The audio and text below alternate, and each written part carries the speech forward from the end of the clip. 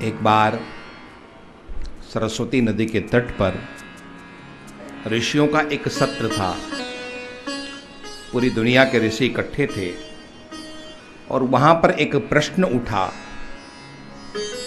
कि तीनों देवताओं में सर्वश्रेष्ठ कौन है। ब्रह्मा, विष्णु और रुद्र, इन तीनों में से सर्वश्रेष्ठ कौन है। बहुत वाद विवाद हुआ, कोई निर्णय नहीं हुआ। अंत में ये कहा गया कि परीक्षा ली जाए और जो परीक्षा में उत्तीर्ण हो वही सर्वश्रेष्ठ है। अब परीक्षा कौन ले, परमात्मा की परीक्षा लेने कौन चले, तो फिर भृगु जी महाराज को आगे किया गया।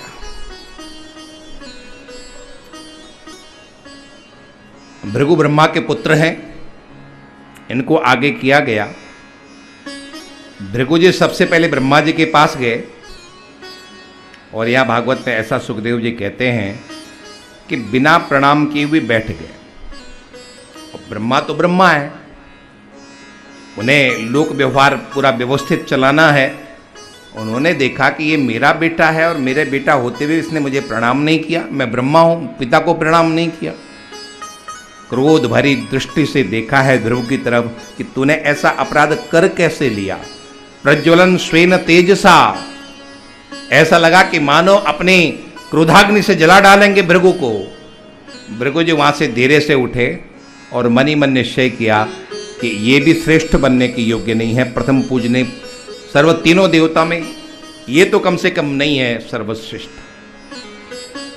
मैंने प्रणाम नहीं किया और इतने करने से उखड़ गए, इतने से इनकी भावभंगिमा बदल गई। नहीं, ये श्रेष्ठ नहीं है। भगवान शंकर के पास गए कैलाश में। भगवान शंकर वहां पर बैठे थे। भगवान शंकर ने जो ही भृगु जी महाराज को आते हुए देखा, भगवान शंकर ने तो अपने बाहें फैला दी। आओ भाई, आओ भैया, उत्पात भातरम बरातरम मुदा, आओ भाई, बहुत दिनों बाद दिखाई दे रहे, तुम कहां थे इतने दिनों तक।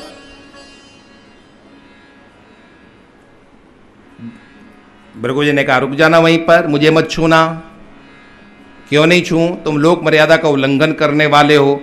मैं इसलिए तुमसे नहीं मिल सकता है, इसलिए मेरा और तुम्हारा मिलना संभव नहीं है। तुम लोक और वेद मर्यादा का उल्लंघन, दूर ही रहो। भगवान रुद्र को तो आया क्रोध, ज्यादा तुम लोक मर्यादा के पीछे पड़े। शूलम उद्यम तम हंतुम, मारने के लिए दौड़े। भृगु जी महाराज वहां से भागे। वो तो देवी पार्वती ने, पराम्बा भगवती ने चरण पकड़ लिए भगवान रुद्र के कि भगवान आप रहने दो, क्षमा करो। भृगु जी ने निश्चय किया कि भगवान रुद्र भी श्रेष्ठ नहीं है। अब चलो मैं बैकुंठ। और वहां पर बैकुंठ गए हैं और बैकुंठ में जाकर के क्या देखा, भगवान विष्णु लेटे हुए हैं, आंखें उनकी बंद है। लक्ष्मी चरण संवाहन कर रही है, पांव दबा रही है लक्ष्मी, जय विजय ये सब खड़े हुए हैं। और भृगु जी गए, सब रोक रहे हैं कि भगवान विश्राम कर रहे हैं, मत जाओ अंदर। सबको एक तरफ करते हुए भृगु जी सीधे पहुंचे और जाकर के वक्षस्थल में एक जोर की लात मारी, पादप प्रहार किया। भगवान की आंख खुली। आंख खोलते क्या हुआ, हड़बड़ाहट के देखा तो सामने भृगु जी महाराज हैं। समझ गए इन्होंने मुझे पांव मारा है, इन्होंने मुझे लात मारी है। उनके चरणों में बैठ गए और तलवों को सहलाने लगे।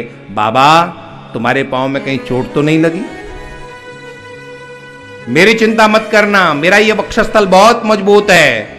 दैत्यों की गदाओं का प्रहार सहते सहते ये मेरा वक्षस्थल वज्र के समान कठोर हो चुका है। तुम्हारे पांव बहुत कोमल हैं, कहीं तुम्हारे पांव में चोट तो नहीं लगी? भृगु जी चरणों में गिर पड़े। भगवान क्षमा करना, किस बात की? मैंने आपको लात मारी, मैं आपकी परीक्षा लेने के लिए आया था और आज मैंने निश्चय कर लिया है कि आप सर्वश्रेष्ठ हैं। सर्वश्रेष्ठ कौन है? जो बहुत बलशाली है वो सर्वश्रेष्ठ नहीं है। बलशाली वो, सर्वश्रेष्ठ वो है बलशाली होते हुए भी जिसके अंदर क्षमा का गुण है, वो सर्वश्रेष्ठ है। आप बड़े हैं तो आप बड़े नहीं हैं। आप बड़े कब हैं? जब आप क्षमा करना जानते हैं, तब आप बड़े हैं। इसलिए हमारे संतों ने कहा था, क्षमा बड़न को चाहिए, छोटन को उत्पात। मान बड़ियो है विष्णु को, जो भृगु ने मारी लात। कवि दिनकर जी ने एक बहुत सुंदर कविता लिखी है। कवि दिनकर जी की कविता है। क्षमा सोहती उस भुजंग को जिसके पास गरल हो, क्षमा शोभती उस भुजंग को जिसके पास गरल हो, उसको क्या जो दंतहीन विषहीन विनीत सरल हो। जिसके पास कुछ नहीं है वो क्षमा कर दे, कौन सी बड़ी बात है। तब बड़ी बात है कि आपके पास शक्ति है, आपके पास सामर्थ्य है और उसके बाद भी आप क्षमा कर देते हैं, वो बड़ी बात है। भगवान विष्णु क्या नहीं कर सकते थे भृगु जी महाराज का, लेकिन उसके बाद भी भगवान विष्णु ने क्षमा किया है। क्यों क्षमा किया है? क्योंकि क्षमा गुण ही आपको बड़ा बनाता है।